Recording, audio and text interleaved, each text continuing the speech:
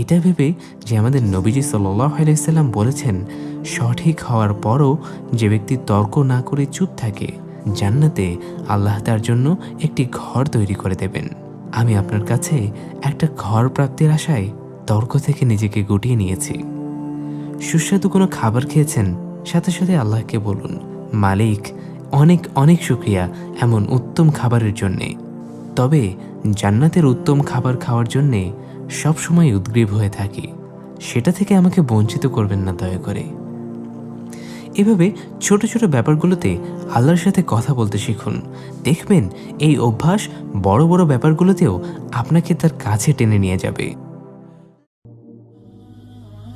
দোয়া করা খুব সহজ হলেও কিছু ব্যাপারে জানা থাকলে আল্লাহর আরও প্রিয় বান্দা হওয়ার সুযোগ বেড়ে যায়। যেমন আমরা অনেকেই জানি না কখন, কোথায়, কিভাবে দোয়া করলে দোয়া কবুলের সম্ভাবনা বেড়ে যায়। আবার আমরা জানি না যে কেন আমাদের দোয়া কবুল হচ্ছে না, কিংবা দোয়ার মাধ্যমে যে চিকিৎসা সম্ভব সেটাও কিন্তু আমরা অনেকে জানি না।